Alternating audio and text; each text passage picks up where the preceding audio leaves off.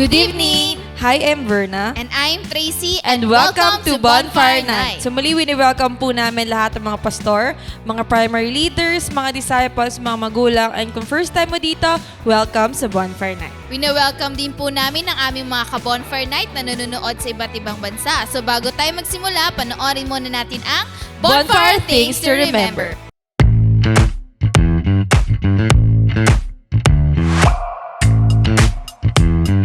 Here are your bonfire things to remember. Bring your notebook, Bible, and ballpen. Open your heart to the message. Hashtag Puspus Yarn. No unnecessary activities while watching. Hashtag multitasker. Wag ganon. Focus on the message through our speakers. No? Kasi kung makikita natin, ang gaganda ng promise. Ang gaganda ng Hashtag promise. focus ka lang. Invite and tag your friends. Be a blessing. Hashtag friendship goals. Engage by sharing your thoughts and leave comments below. Respond to the message and take action. Oh, huwag kalimutan mga ka-bonfire ha. Paalam!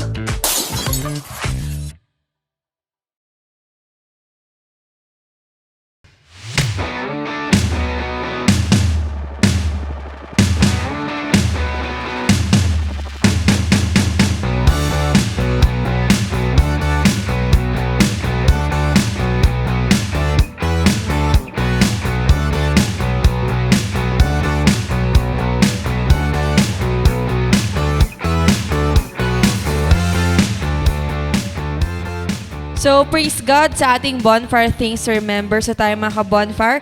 Habang ongoing po yung ating live, let us make sure na tayo po ay active, na nag-engage sa ating mga comment section. Make sure po natin na na-share na rin po natin ang ating live, na-mention na natin yung ating mga disciples, yung mga leaders natin, especially yung ating mga invites.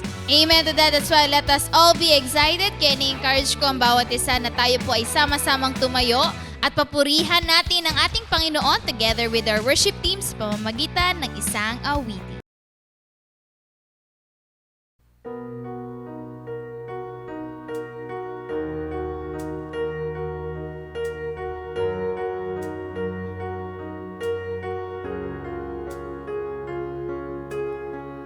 Lord, I can't find you right now, and everything is crashing down. I'm losing faith and falling into my doubts. How long will I have to fight just for me to stay alive?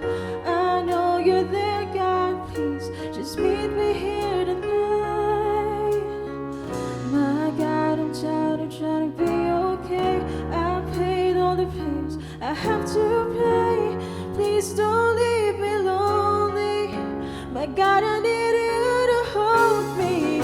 My God, I'm losing all the hope I got. I'm far beyond the point of being lost. I've tried, but I can't let go. 'Cause God, you catch me when I fall. You catch me when I fall. You catch me when I fall. You catch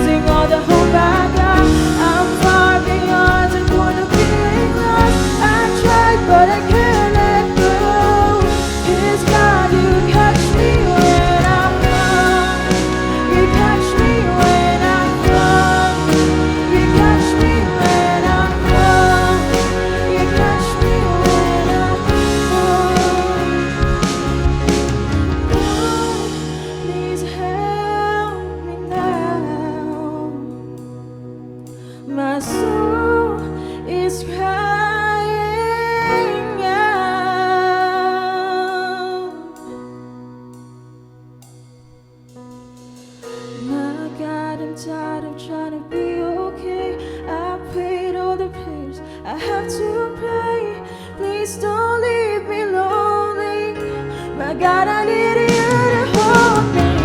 My God, I'm losing all the hope I got. I'm falling on the point of being lost. I tried, but I can't let go. 'Cause God, you catch me when I fall. You catch me when I fall. You catch me when I fall. You catch me when I fall.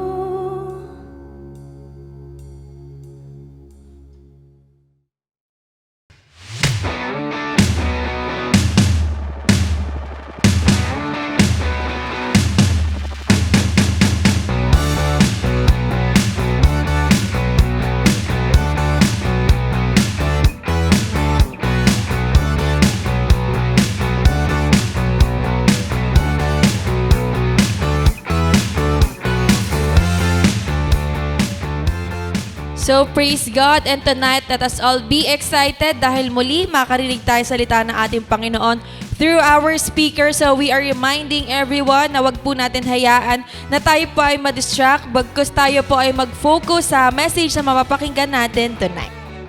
Amen to that as well. Let us ready our hearts and our minds sa message na mapapakinggan natin tonight.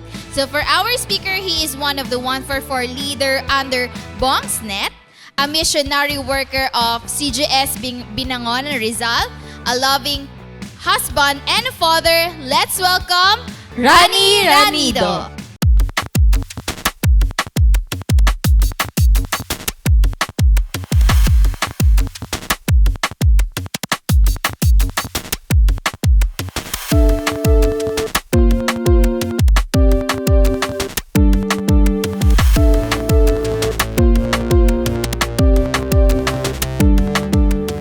Okay, so magandang gabi po sa bawat isa. So muli po, marami pong salamat sa Panginoong Diyos for another privilege na makapag-speak po dito sa Bonfire. Salamat po kay Pastor Rami and Pastor Adel sa tiwala pong binigay niyo sa akin. And muli po, welcome po at magandang gabi muli sa lahat, sa mga pastor na narito and pastor's wife, sa mga primary 144, 1728 po, sa mga leaders and disciples ng different churches, and sa mga invite, saan lugar po man tayo naroon, saang bansa po, at saang lugar po dito sa Pilipinas, welcome po sa Bonfire Night. So bago po tayo magsimula, let us po muna tayo, opening prayer.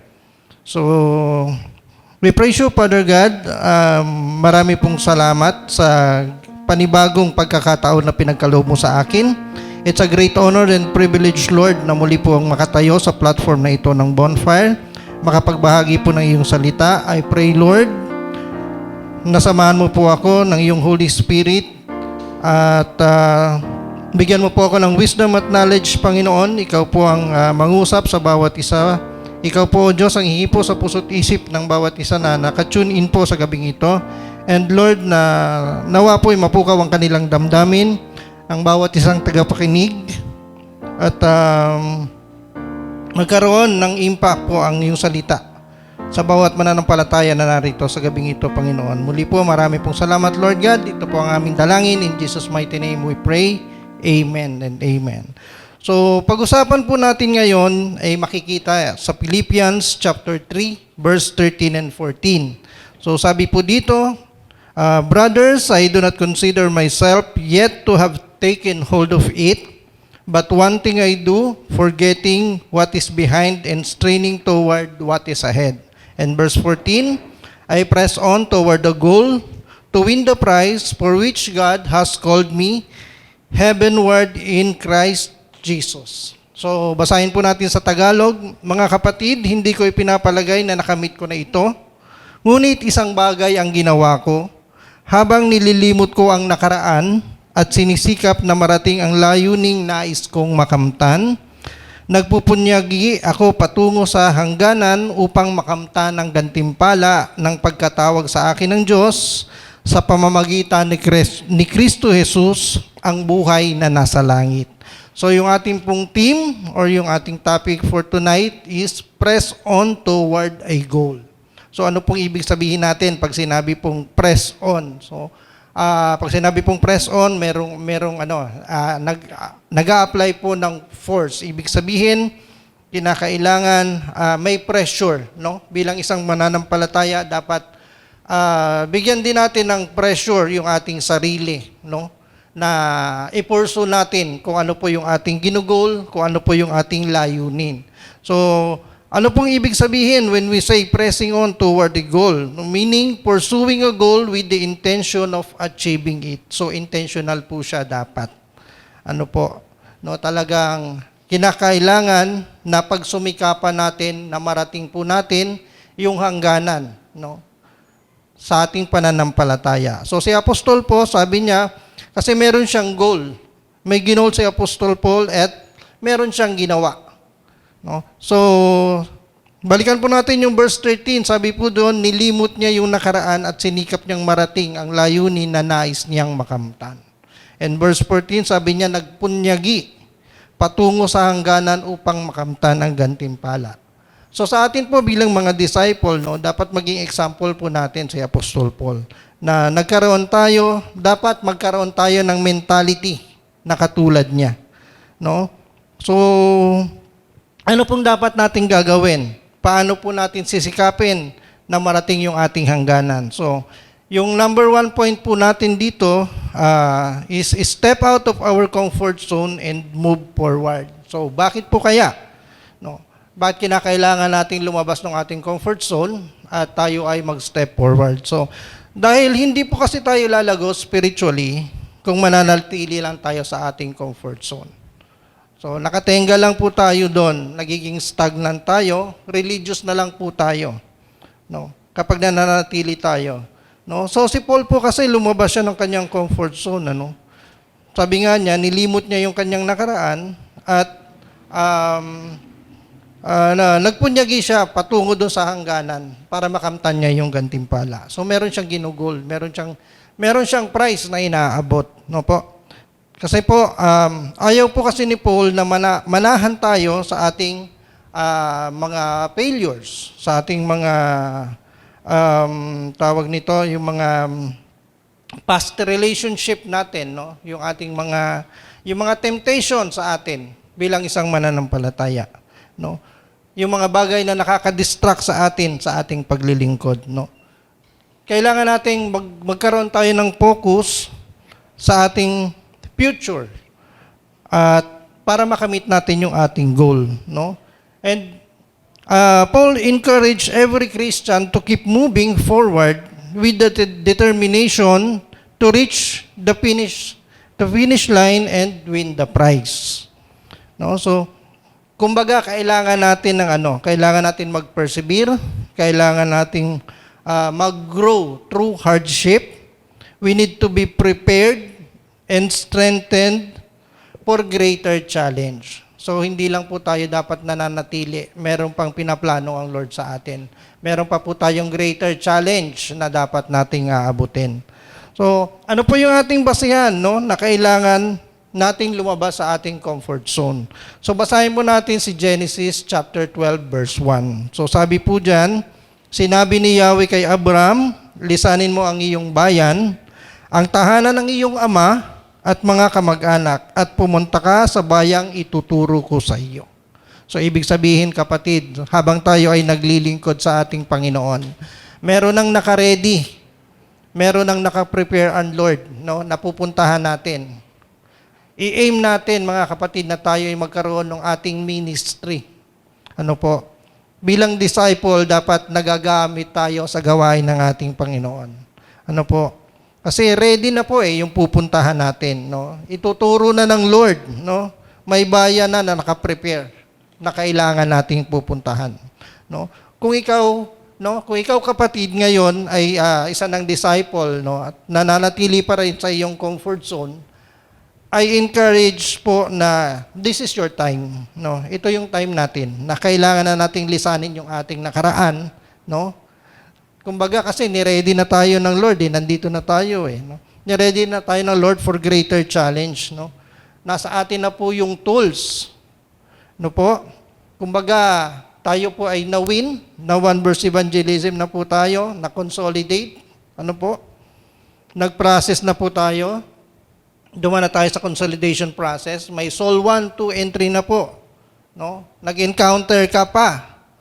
No? So, nando na po lahat. It's a matter of application na lang po sa ating sarili. So, kinakailangan tayo mismo sa ating sarili na talagang pilitin natin, no? Pilitin natin na talagang i-pursue, no, yung goal, yung gino-goal natin, no? Hindi pwedeng magsisimba lang ako, no, tapos uwi na, no? Tapos wala nang gagawin. So bilang isang Kristiyano, mga kapatid, dapat nagagamit tayo sa kingdom ng ating Panginoon. Merong mga bagay na dapat tayong gagawin. Ano po? At hindi lang tayo mananatili dapat. Kailangan nating lumabas talaga ng ating comfort zone. Ano po, no? So, kumbaga, i-encourage po na talagang mag-move forward tayo at magpagamit tayo sa ating Panginoon, no? So, number 2 po dyan is connect to God, no? Ito po yung ating pointer number 2. So, basahin po natin si John 15 verse 5. Sabi po dyan, I am the vine, you are the branches. If a man remains in me, and I in him, he will bear much fruit. Apart from me, you can do nothing. No? So malinaw po yun, mga kapatid, na talagang kung hindi tayo kukonekta sa ating Panginoon, kung wala tayong Lord sa buhay natin, talagang hindi tayo mag-grow spiritually. No?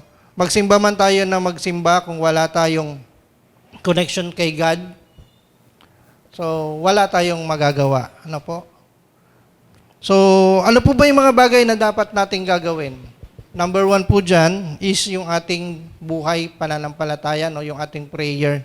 No? Kailangan natin magkaroon tayo ng intimacy with God. No? Kaya po dito, pinapractice po natin lagi, araw-araw. No? Kaya po tayo gumigising ng maaga, meron tayong morning prayer. Kaya po tayo sinasabihan na ating mga leader na talagang mag-picture kayo, mag-send kayo, no? At hindi lang po basta picture, no? Dapat talagang intentionally nag-pray po tayo. Hindi po yung pagbulat ng mata natin, picture lang kaagad, no? Tapos send na kay leader. Hindi po ganon. Dapat sinasabuhay natin yung ating morning prayer. And sa ganun din po, pagdating ng gabi, so meron din po tayong evening prayer, no? After nung alam naman natin, no? Lalo na dun sa mga may mga trabaho, no? Yung maghapon natin, na talagang nandun lahat ng challenges, no? At pasalamat pa rin tayo sa Lord na natapos natin yung araw na yon, no? Kaya kailangan pa rin natin pagdating ng gabi, kailangan pa rin natin mag-pray.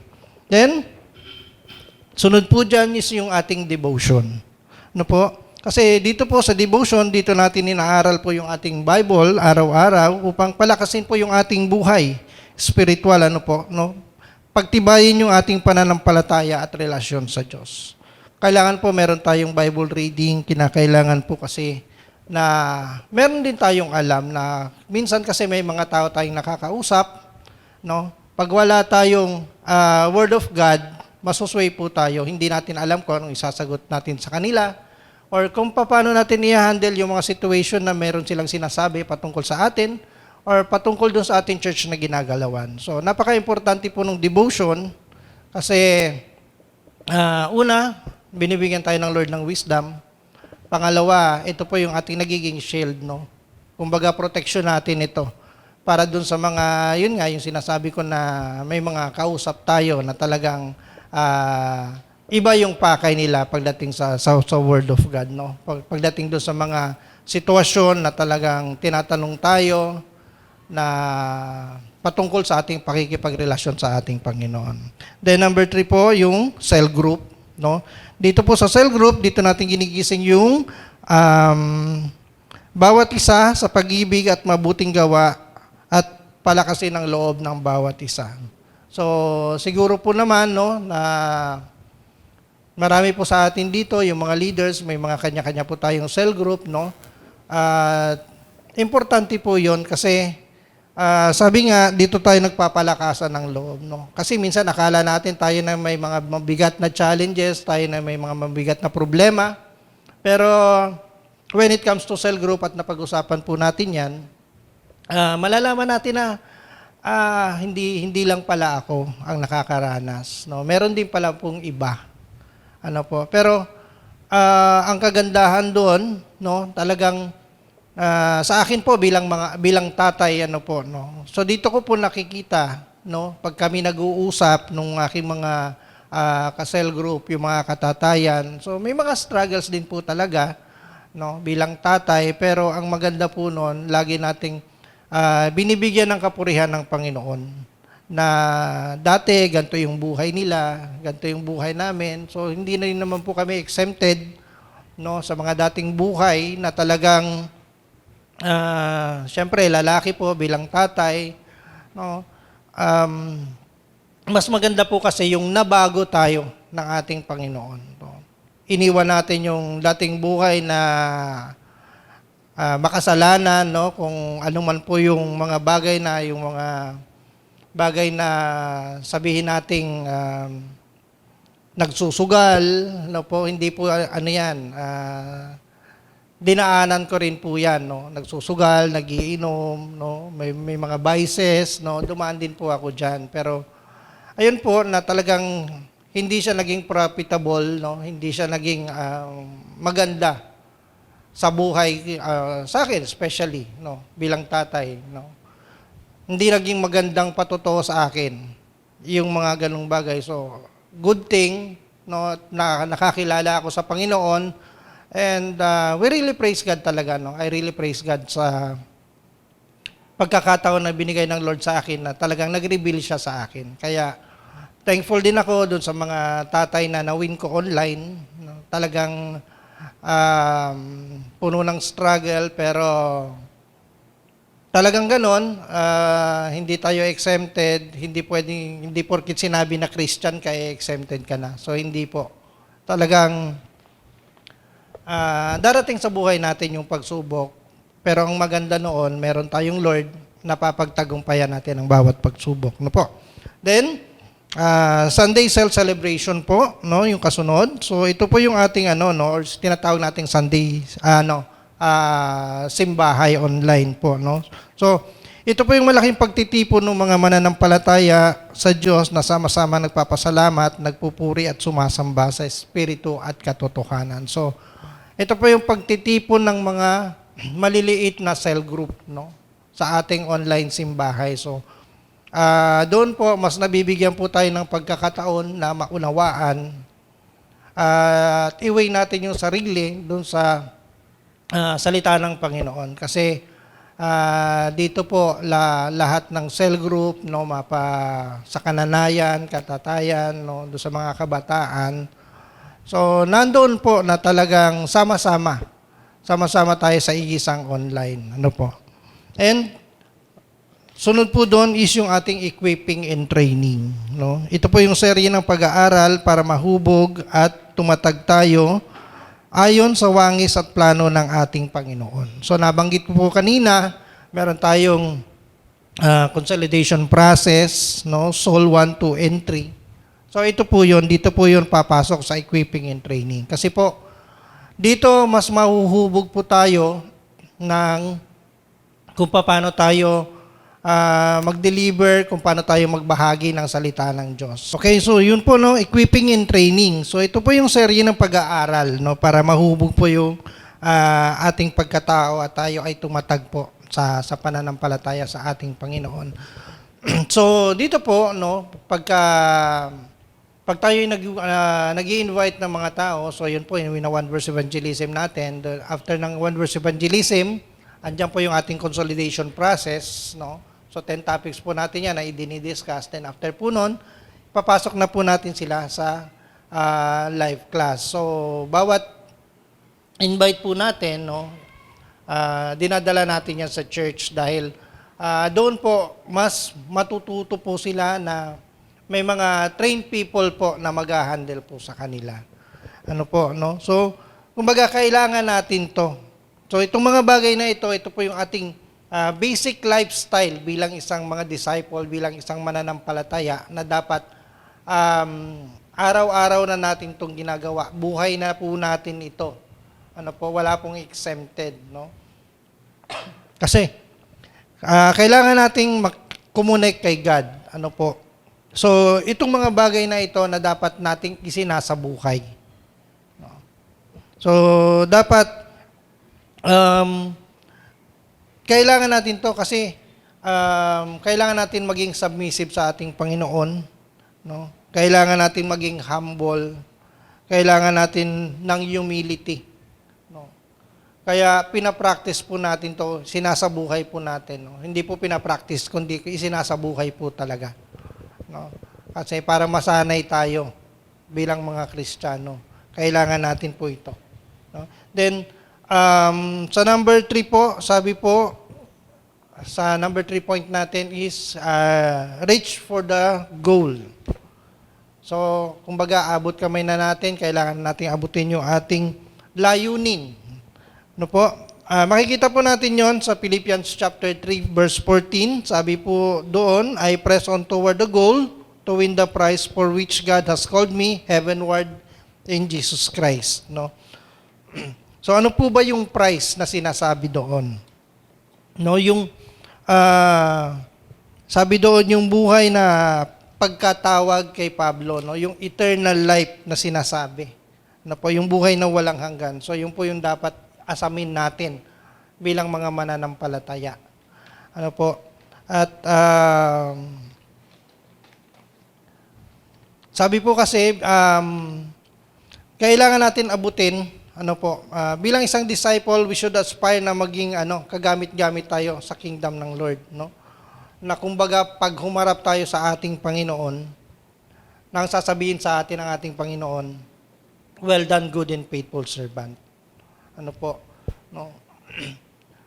So, tingnan po natin yung yung Matthew 25 verse 23. So, sabi po doon, sinabi ng kanyang Panginoon, magaling, tapat at mabuting lingkod, naging tapat ka sa kaunting halaga, kaya't pamamahalain kita sa malaking halaga. Samahan mo ako sa aking kagalakan. So yun po, no, na napakasarap pong pakinggan, napakasarap sa damdamin na ito yung sasabihin sa atin ng Panginoon. No? Yung word po na halaga, hindi lamang naman po ito monetary unit, no?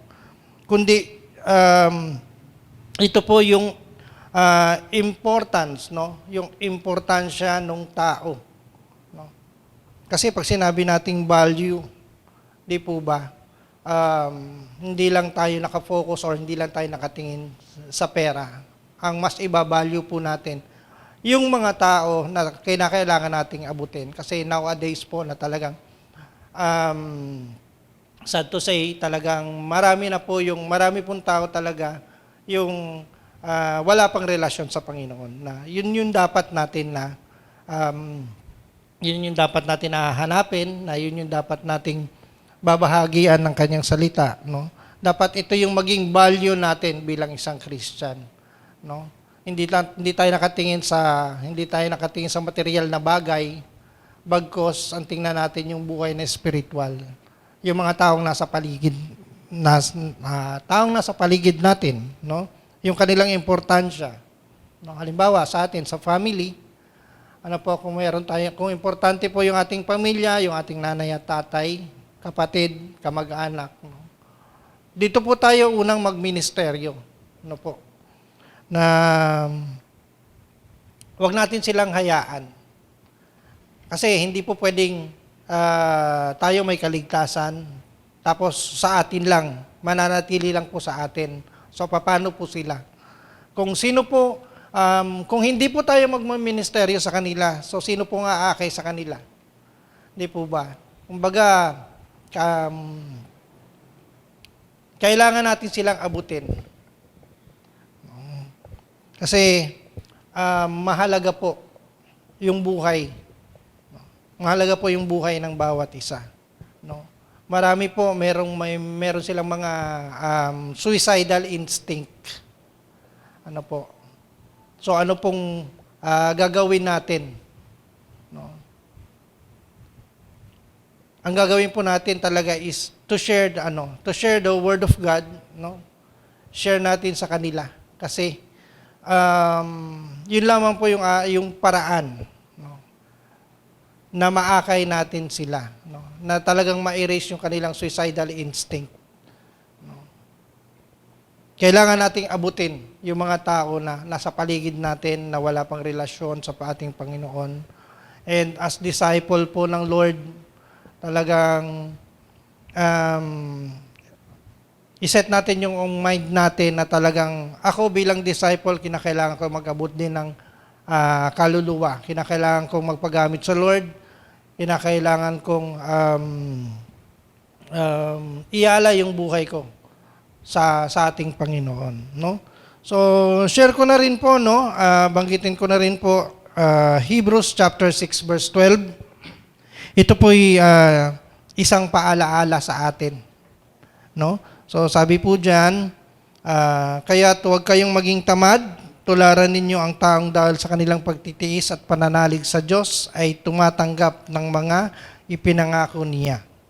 So, malinaw po 'yon, mga kapatid, no?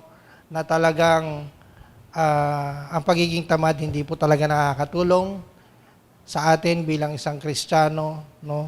At talagang alisin natin yung kaugalian na 'yon, no?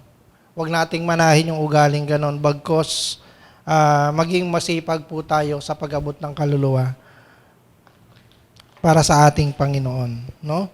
So, yun lamang po, and proceed po tayo sa ating conclusion. So, kunin ko po yung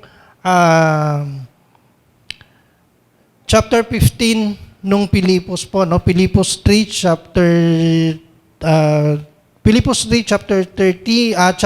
verse 15.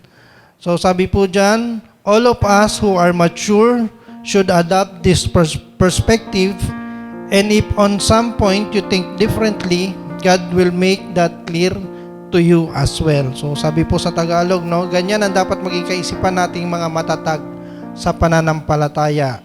No, kung hindi ganito ang iyong pag-iisip, ipapaunawa yan sa inyo ng Diyos. So, yun lamang po, mga kapatid. Marami pong salamat at tayo po'y mag-closing prayer. So, we praise you, Father God, dakilang Diyos na makapangyarihan sa lahat. Muli po, maraming salamat sa natapos naming gawain. I hope and pray na magsilbi itong reminder, Panginoon, sa aming lahat na mananampalataya.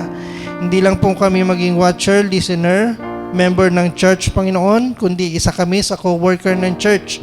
Lord, I pray na ikaw po ang magbigay ng pagpapala, kagalingan sa mga may sakit, pagpapalang pinansyal, Panginoon, sa mga kinakapos, family restoration, Lord, sa bawat pamilya na mayroong di pagkakaunawaan. And I pray, Lord God, na bawat disciple, leader, Panginoon, na continuously na papagalabin mo po kami sa diwa ng paglilingkod sa iyo, Panginoon. Thank you, Lord God, sa gabing ito, at ito po yung aming dalangin. In Jesus' mighty name I pray. Amen. Amen.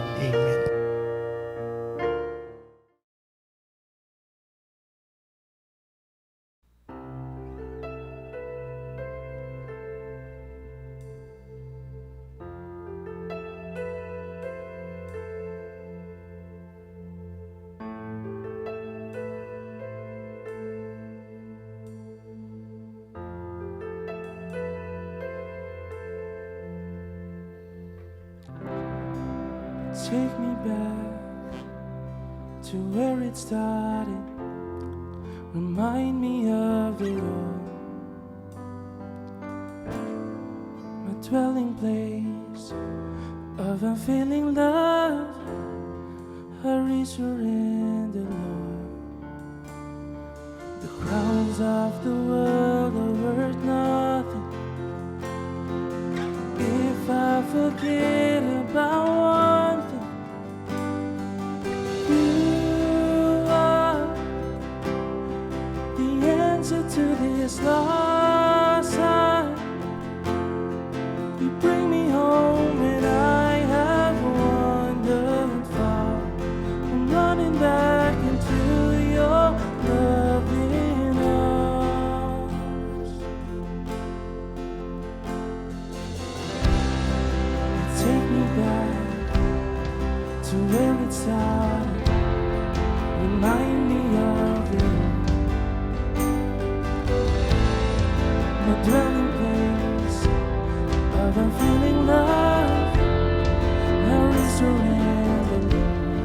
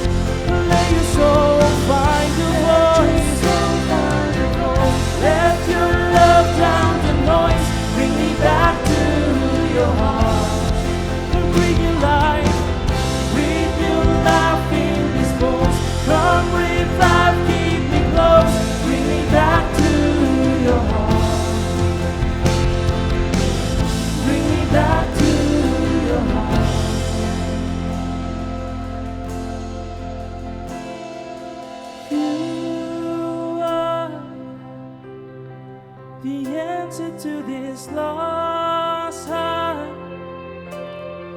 You bring me home when I have wandered far. I'm running back into your loving arms. You are the answer to this lost heart.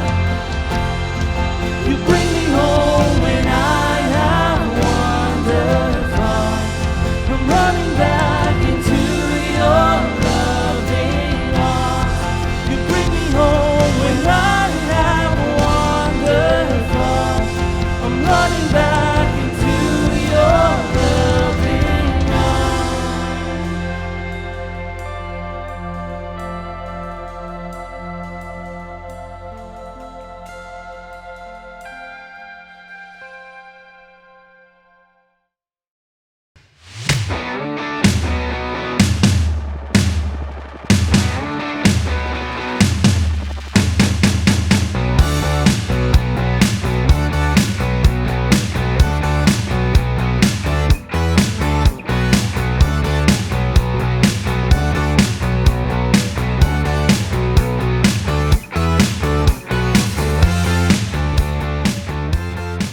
Thank you po and praise God, Brother Ronnie Ranido, sa message na hinatid niyo po sa bawat isa.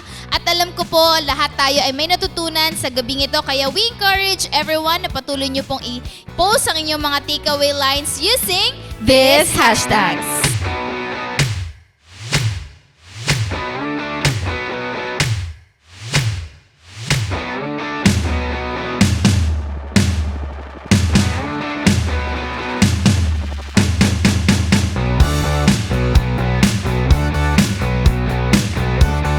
So praise God and salamat po sa lahat na nakasama namin tonight sa ating bonfire.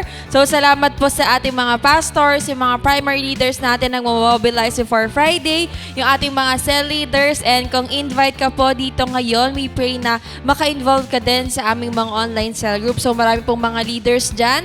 Sa ating comment section, pwede po kayong mag-reach out para maging part po kayo ng ating mga online cell group. So continually, we encourage everybody na patuloy nyo pong supportahan ng ating CGS Philippines Facebook page, ang ating CGS Philippines Bonfire Facebook page, yung ating YouTube channel, TikTok, and Instagram. Itong mga social media accounts po natin na ito, let us make sure na maximize natin ito all for God's glory.